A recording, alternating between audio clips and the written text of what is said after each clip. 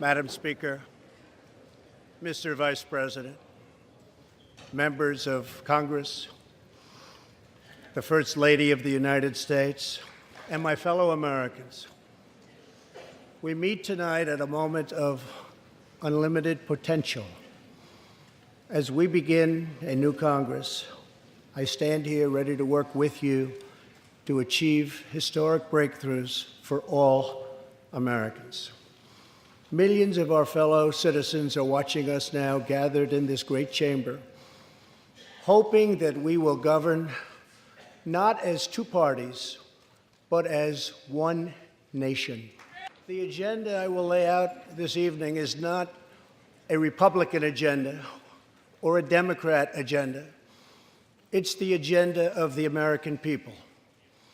Many of us have campaigned on the same core promises: to defend American jobs and demand fair trade for American workers, to rebuild and revitalize our nation's infrastructure, to reduce the price of health care and prescription drugs, to create an immigration system that is safe, lawful, modern, and secure, and to pursue a foreign policy that puts America's interest first. There is a new opportunity in American politics if only we have the courage together to seize it. Victory is not winning for our party. Victory is winning for our country. This year, America will recognize two important anniversaries that show us the majesty of America's mission and the power of American pride. In June, we mark 75 years since the start of what General Dwight D. Eisenhower called the Great Crusade, the Allied liberation of Europe in World War II. On D-Day, June 6, 1944, 15,000 young American men jumped from the sky and 60,000 more stormed in from the sea to save our civilization from tyranny. Here with us tonight are three of those incredible heroes: Private First Class Joseph Riley, Staff Sergeant Irving Locker, and Sergeant Herman Zaitchik. Gentlemen, we salute you. In 2019, we also celebrate 50 years since brave young pilots flew 250,000 miles through space to plant the American flag on the face of the moon. Half a century later, we are joined by one of the Apollo 11 astronauts who planted that flag, Buzz Aldrin.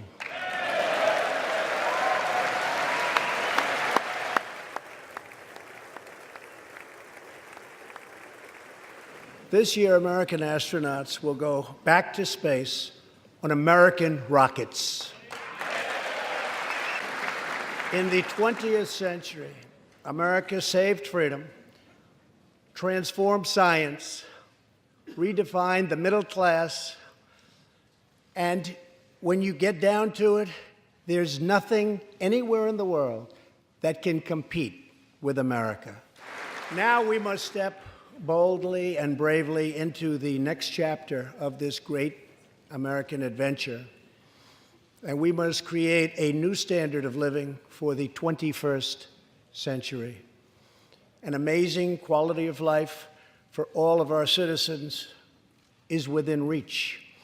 We can make our communities safer, our families stronger, our culture richer, our faith deeper, and our middle class bigger and more prosperous than ever before. But we must reject the politics of revenge, resistance, and retribution, and embrace the boundless potential of cooperation, compromise, and the common good. Together, we can break decades of political stalemate.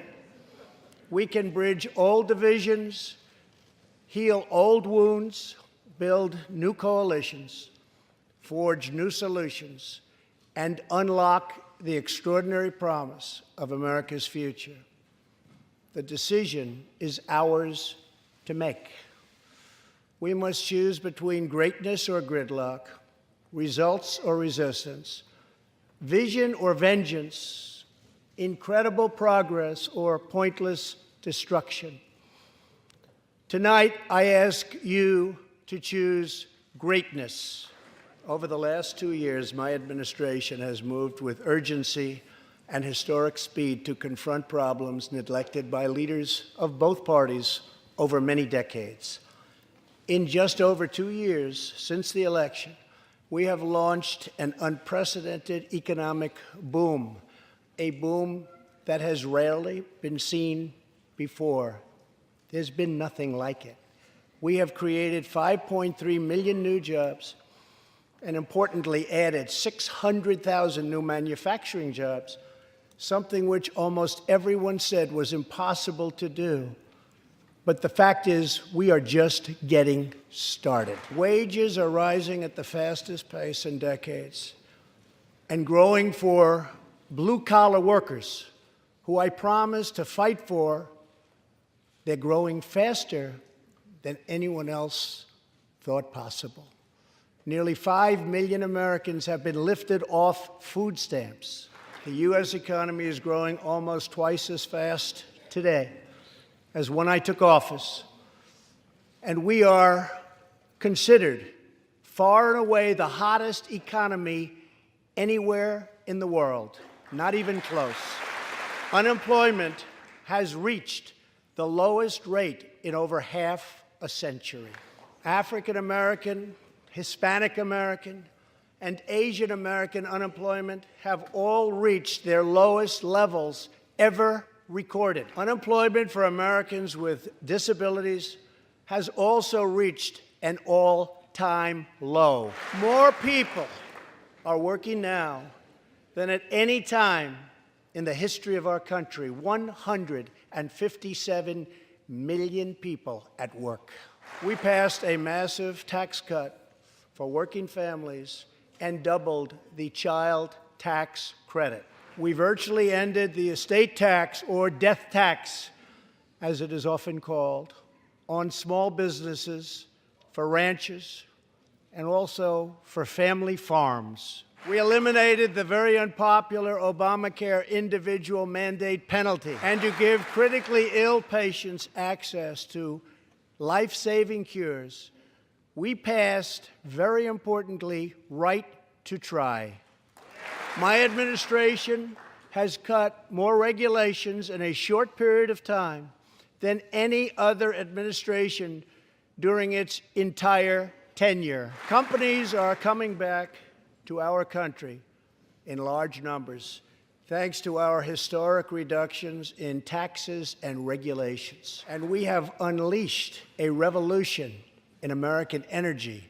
The United States is now the #1 producer of oil and natural gas anywhere in the world. And now, for the first time in 65 years, we are a net exporter of energy. After 24 months of rapid progress, our economy is the envy of the world.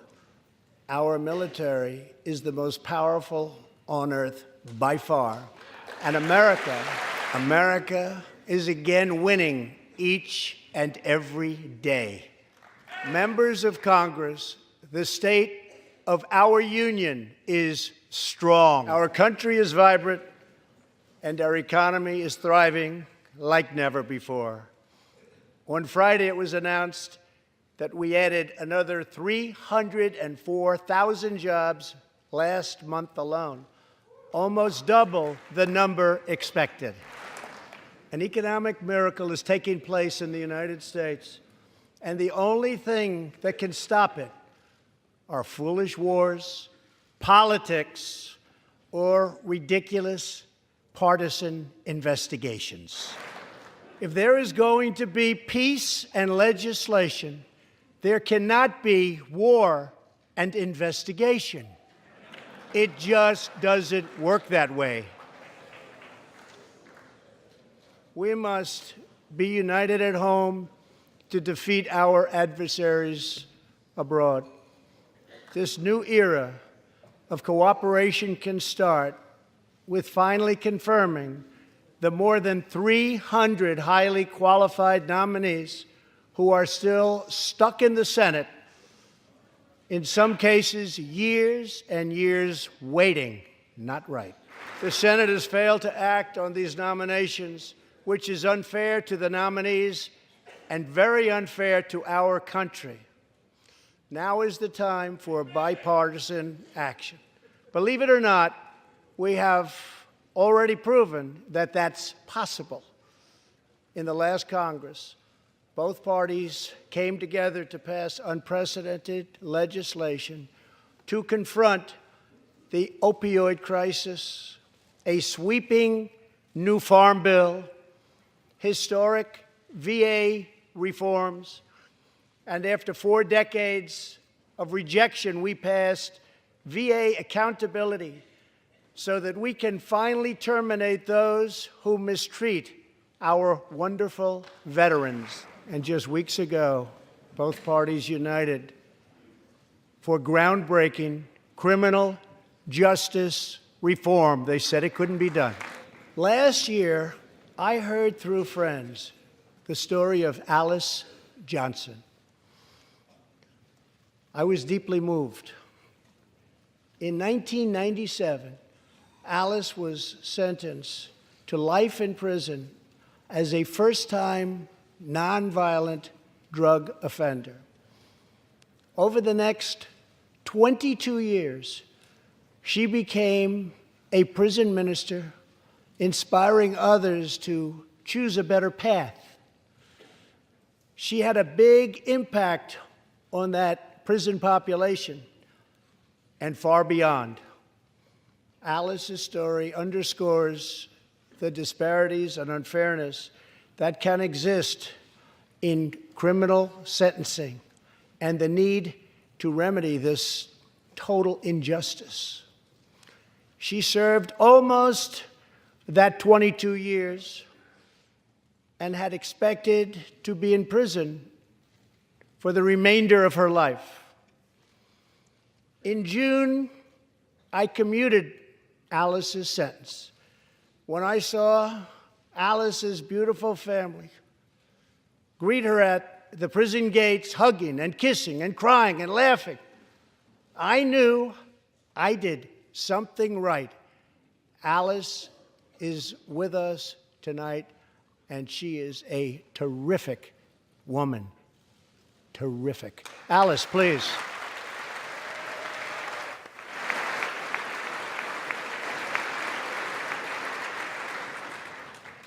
Alice, thank you for reminding us that we always have the power to shape our own destiny. Thank you very much, Alice. Thank you very much.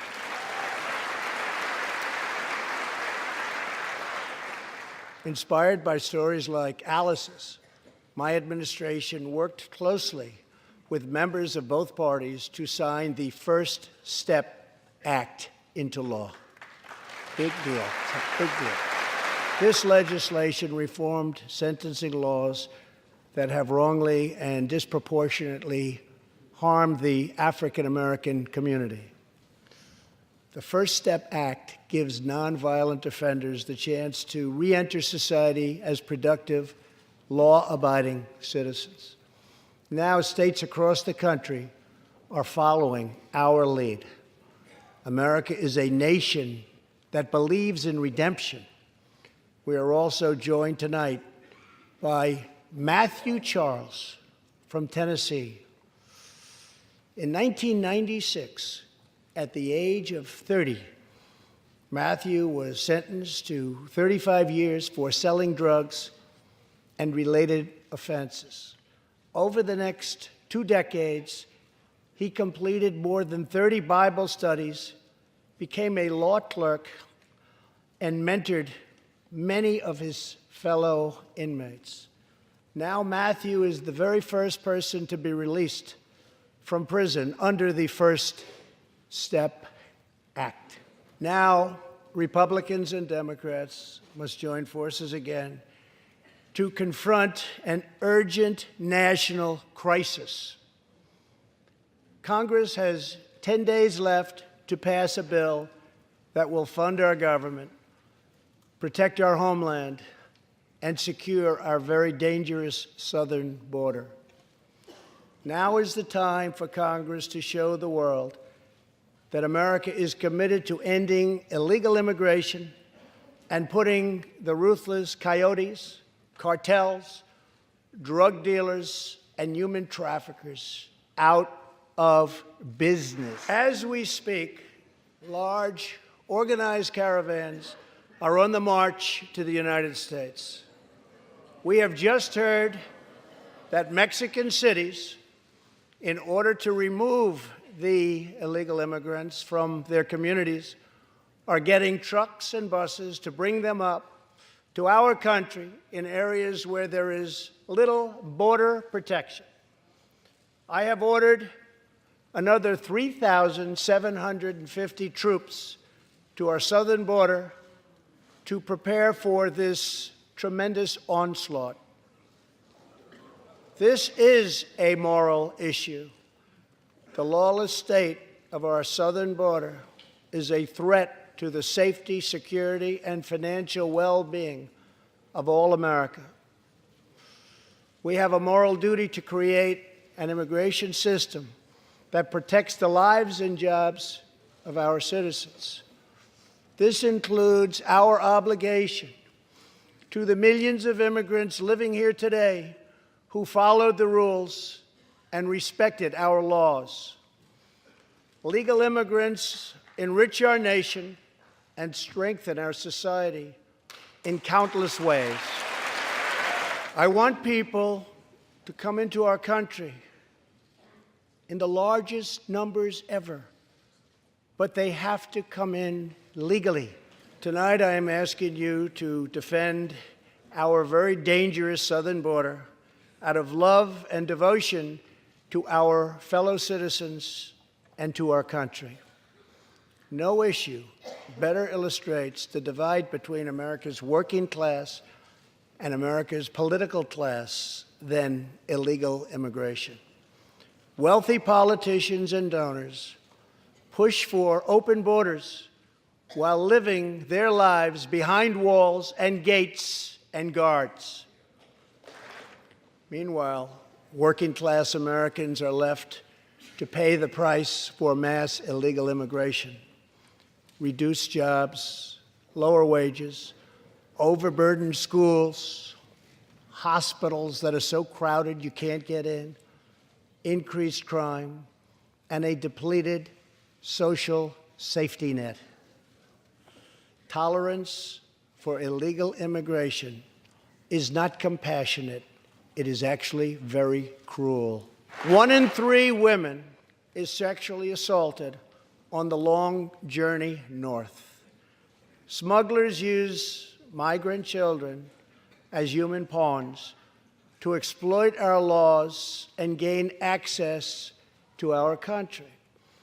Human traffickers and sex traffickers take advantage of the wide open areas between our ports of entry to smuggle thousands of young girls and women into the United States and to sell them into prostitution and modern-day slavery.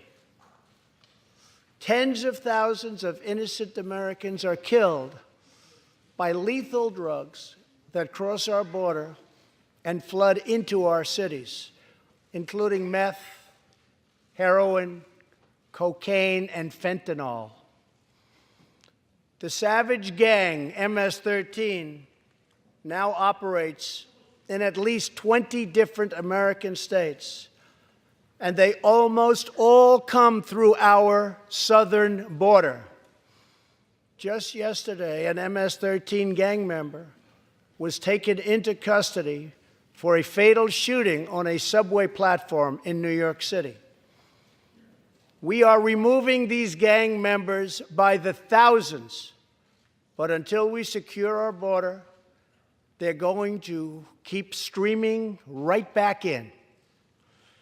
Year after year, countless Americans are murdered by criminal, illegal aliens. I've gotten to know many wonderful angel moms and dads and families. No one should ever have to suffer the horrible heartache that they have had to endure. Here tonight is Deborah Bissell. Just 3 weeks ago, Deborah's parents, Gerald and Sharon, were burglarized and shot to death in their Reno, Nevada home by an illegal alien. They were in their 80s and are survived by 4 children, 11 grandchildren, and 20 great-grandchildren. Also here tonight are Gerald and Sharon's granddaughter, Heather, and great-granddaughter, Madison. To Deborah, Heather, Madison, please stand. Few can understand your pain. Thank you, and thank you for being here. Thank you very much. I will never forget, and I will fight for the memory of Gerald and Sharon, that it should never happen again. Not one more American life should be lost because our nation failed to control its very dangerous border.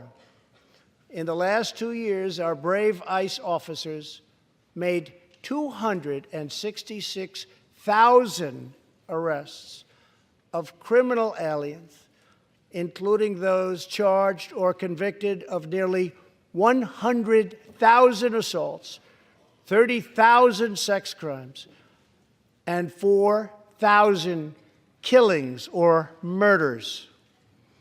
We are joined tonight by one of those law enforcement heroes, ICE Special Agent Elvin Hernandez.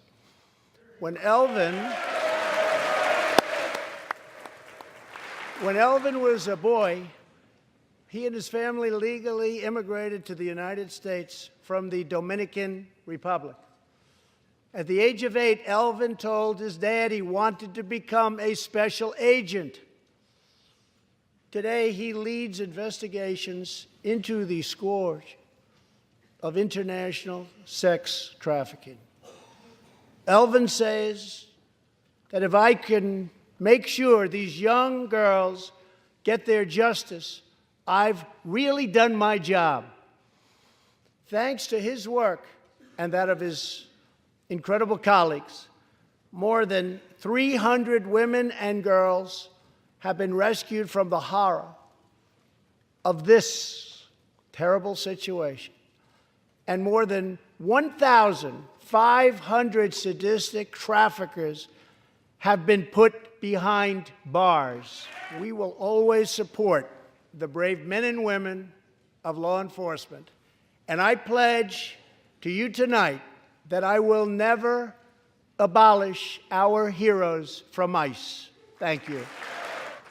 My administration has sent to Congress a common-sense proposal to end the crisis on the southern border.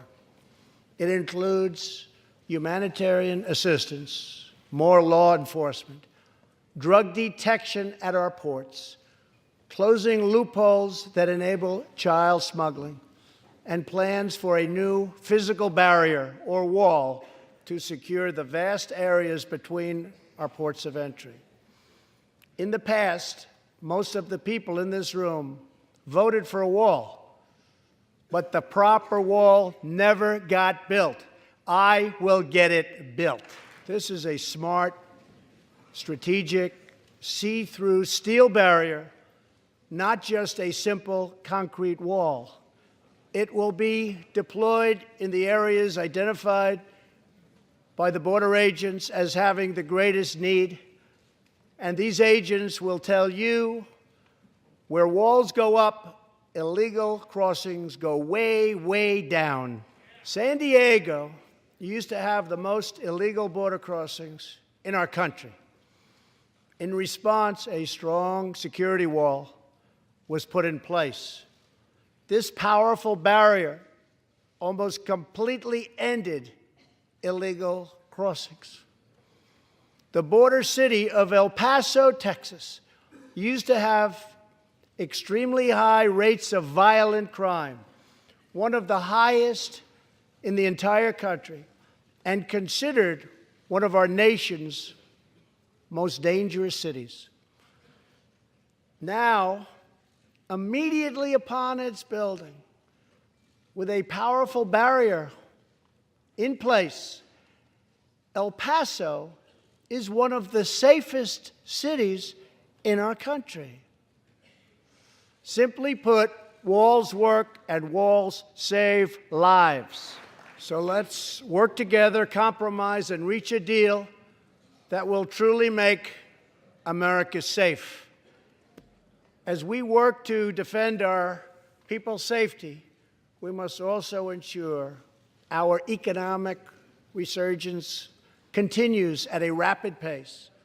No one has benefited more from a thriving economy than women, who have filled 58% of the newly created jobs last year. All Americans can be proud that we have more women in the workforce than ever before. And exactly 1 century after Congress passed the constitutional amendment giving women the right to vote, we also have more women serving in Congress than at any time before.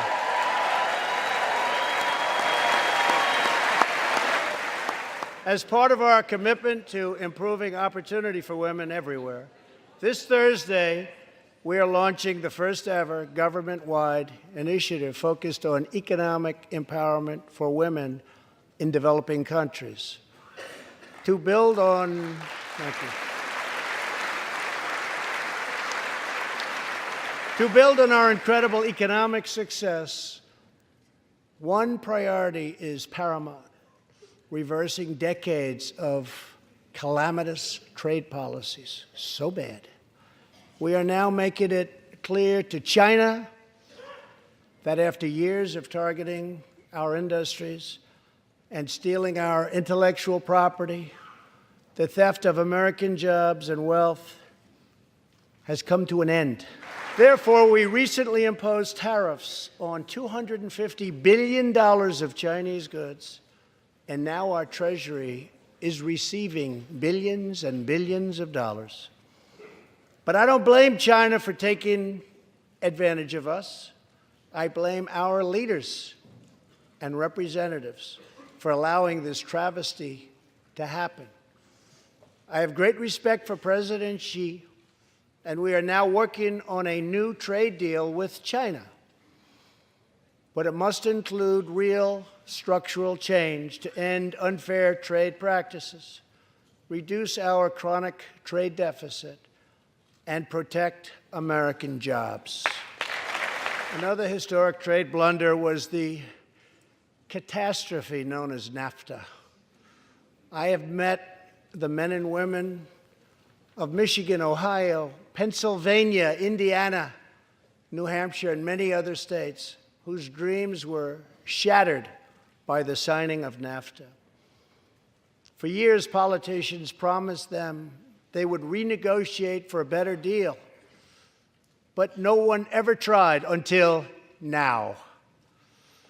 Our new U.S.-Mexico-Canada agreement, the USMCA, will replace NAFTA and deliver for American workers like they haven't had delivered to for a long time. I hope you can pass the USMCA into law so that we can bring back our manufacturing jobs in even greater numbers, expand American agriculture, protect intellectual property, and ensure that more cars are proudly stamped with our 4 beautiful words: Made in the USA. Tonight, I am also asking you to pass the United States Reciprocal Trade Act, so that if another country places an unfair tariff on an American product, we can charge them the exact same tariff on the exact same product that they sell to us. Both parties should be able to unite for a great rebuilding of America's crumbling infrastructure. I know that Congress is eager to pass an infrastructure bill, and I am eager to work with you on legislation to deliver new and important infrastructure investment, including investments in the cutting-edge industries of the future. This is not an option. This is a necessity. The next major priority for me and for all of us should be to lower the cost of health care and prescription drugs and to protect patients with pre-existing conditions. Already as a result of my administration's efforts in 2018, drug prices experienced their single largest decline in 46 years. But we must do more. It's unacceptable that Americans pay vastly more than people in other countries for the exact same drugs, often made in the exact same place. This is wrong, this is unfair, and together we will stop it, and we'll stop it fast. I am asking Congress to pass legislation that finally takes on the problem of global freeloading and delivers fairness and price transparency for American patients, finally. We should also require drug companies, insurance companies, and hospitals to disclose real prices to foster competition and bring costs way down. No force in history has done more to advance the human condition than American freedom. In recent years, we have made remarkable progress in the fight against HIV and AIDS. Scientific breakthroughs have brought a once distant dream within reach. My budget will ask Democrats and Republicans to make the needed commitment to eliminate the HIV epidemic in the United States within 10 years. We have made incredible strides, incredible. Together, we will defeat AIDS in America and beyond.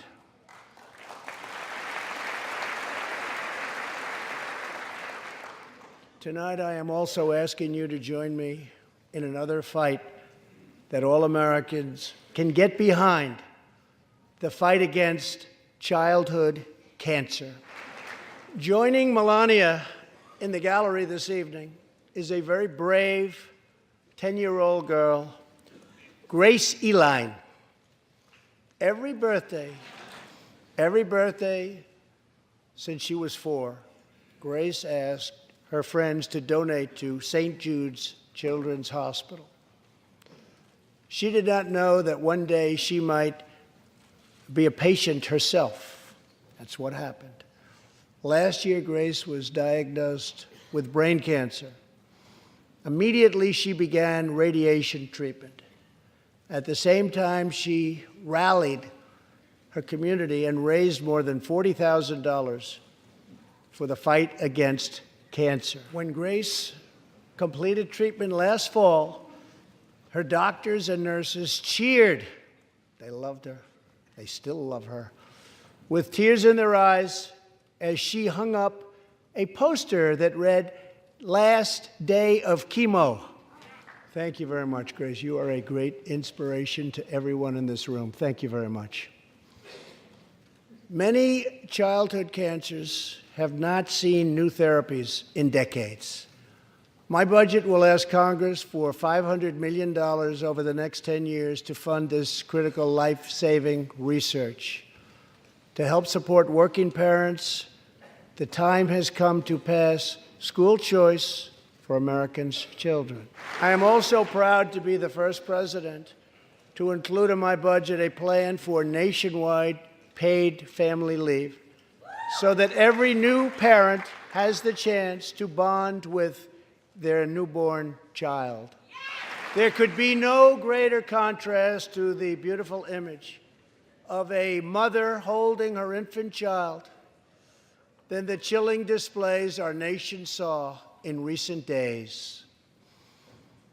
Lawmakers in New York cheered with delight upon the passage of legislation that would allow a baby to be ripped from the mother's womb moments from birth. These are living, feeling, beautiful babies who will never get the chance to share their love and their dreams with the world.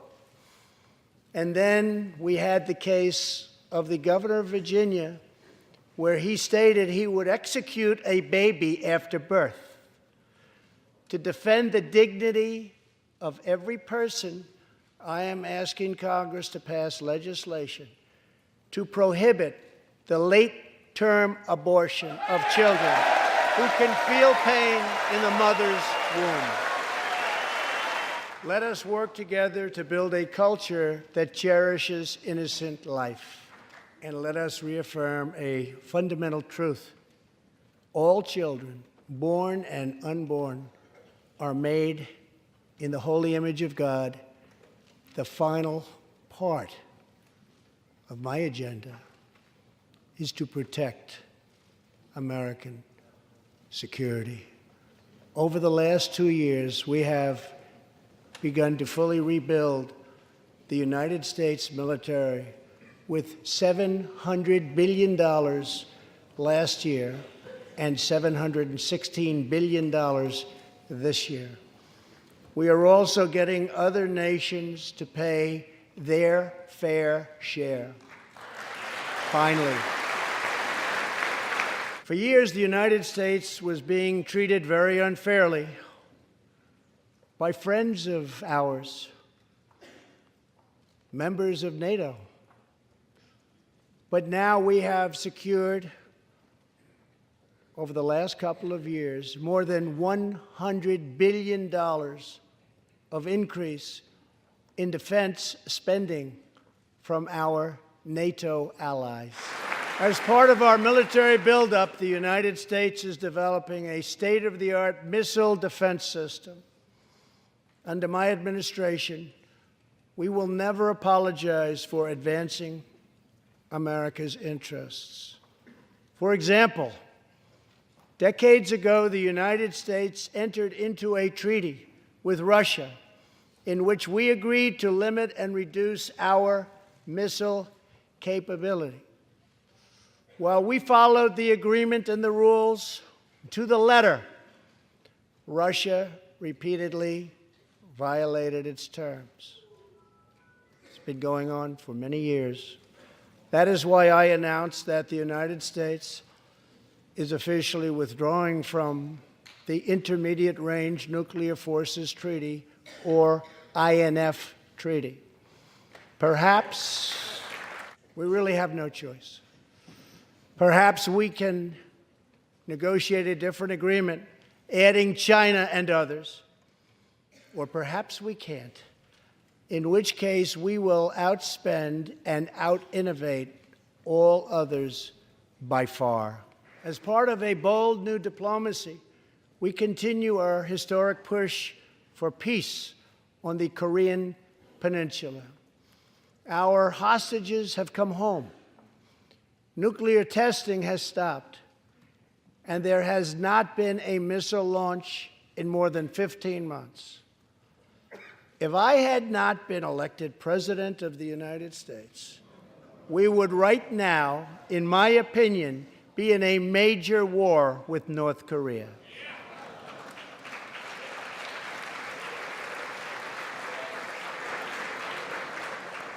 Much work remains to be done, but my relationship with Kim Jong-un is a good one. Chairman Kim and I will meet again on February 27th and 28th in Vietnam. 2 weeks ago, the United States officially recognized the legitimate government of Venezuela and its new president, Juan Guaido. We stand with the Venezuelan people in their noble quest for freedom, and we condemn the brutality of the Maduro regime, whose socialist policies have turned that nation from being the wealthiest in South America into a state of abject poverty and despair. Here in the United States, we are alarmed by the new calls to adopt socialism in our country. America was founded on liberty and independence, and not government coercion, domination, and control. We are born free, and we will stay free. Tonight, we renew our resolve that America will never be a socialist country. One of the most complex set of challenges we face, and have for many years, is in the Middle East. Our approach is based on principled realism, not discredited theories that have failed for decades to yield progress. For this reason, my administration recognized the true capital of Israel and proudly opened the American embassy in Jerusalem. Our brave troops have now been fighting in the Middle East for almost 19 years. In Afghanistan and Iraq, nearly 7,000 American heroes have given their lives. More than 52,000 Americans have been badly wounded. We have spent more than $7 trillion in fighting wars in the Middle East. As a candidate for president, I loudly pledged a new approach. Great nations do not fight endless wars. When I took office, ISIS controlled more than 20,000 square miles in Iraq and Syria just 2 years ago. Today, we have liberated virtually all of the territory from the grip of these bloodthirsty monsters.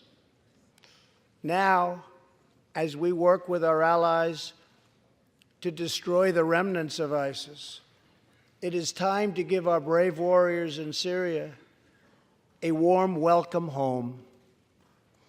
I have also accelerated our negotiations to reach, if possible, a political settlement in Afghanistan. The opposing side is also very happy to be negotiating. Our troops have fought with unmatched valor, and thanks to their bravery, we are now able to pursue a possible political solution to this long and bloody conflict.